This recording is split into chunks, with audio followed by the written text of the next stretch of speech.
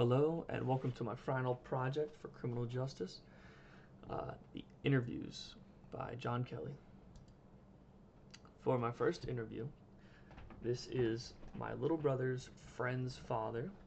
His name is Adrian Stead, and he is a detective in the Pottstown area.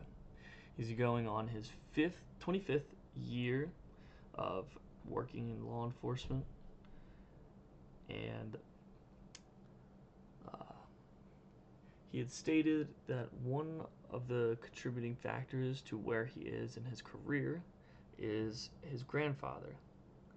He said that his grandfather was a police officer and he was a big influence on him throughout his childhood, and so that influenced his goals and his values and where he wanted to go in life.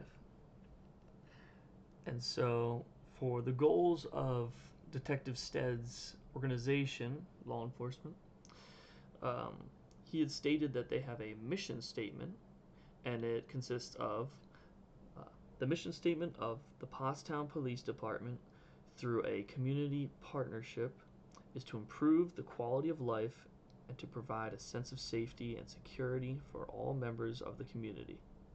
And he had stated that he definitely agrees with these missions/goals. And so that brings us to a conflict of interest, which he had stated that he didn't really have any conflict of interests, but or any differing viewpoints when it comes to the law enforcement of the Pottstown region. He did, though, state that the workload, paperwork wise, can get out of hand. And he had stated that they are bogged down with paperwork consistently, and that we wouldn't believe all the forms and documentation that they have to go through. He did stress that street cops have it a little bit worse than he does, and so we would not want to know how that is. And so here is his personal phone number.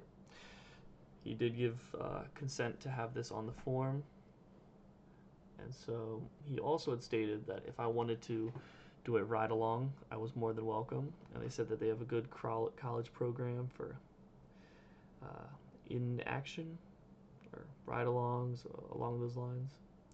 And so this brings us to our interview number 2, which is Caroline Furco, my mother's friend, and she is an assistant United States attorney / senior litigation counsel for the Southern District of Texas United States Attorney's Office. And she had stated that she has been employed by the Department of Justice since late 2006 and has worked on she has worked as a federal prosecutor for approximately 18 years. And prior to moving to Texas and becoming a United States assistant attorney, she had worked for the Council of Philadelphia as an assistant district attorney for the Philadelphia District's office for about 4 years. So in total, 24 to 25 years, and she had stated that she has been an attorney since December of 1999. So approaching that 25-year mark. And so what factors have led to where she is in her career?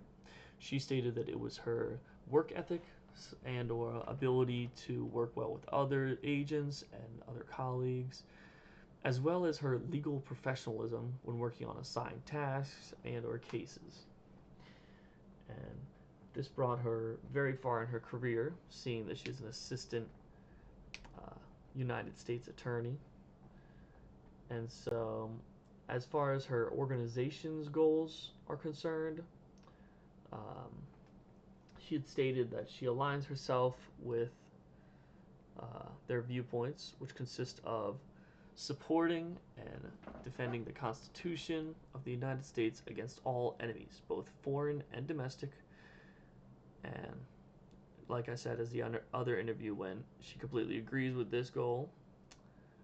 And so this leads us into the conflict of interest between Ms. Furco and the court system, which she had stated that she doesn't have any conflicts of interest, The only thing that she is not a huge fan of is press releases. And this is because um, she had stated that having to present many cases to the grand jury, she had tried those before, um, and she's interacted with federal judges. And she said that she was very fortunate to have with whom uh, she had to answer to. And so, with that part, she didn't have any conflict of interest. But with the press releases, she had stated that on significant cases, she does agree that it's important to keep the public knowledgeable of what they're doing, but it's not the reason that she does what she does.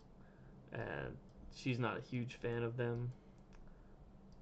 And so this leads us to comparing the two interviews. And this is her phone number at the bottom. This is her work phone number, which she has also given consent to have on this form. And so the comparison between the both, um, they both worked in their careers for 20 plus years each. And so they had different things driving them, or different influences for where they are in their career. But in the end, both of them have their goals aligned with their organization's goals and viewpoints. And as both said, it's just the little things. And so the little things can be a hassle and get what's in the way of what's important to them, whether it be um, keeping the streets safe physically or lawfully.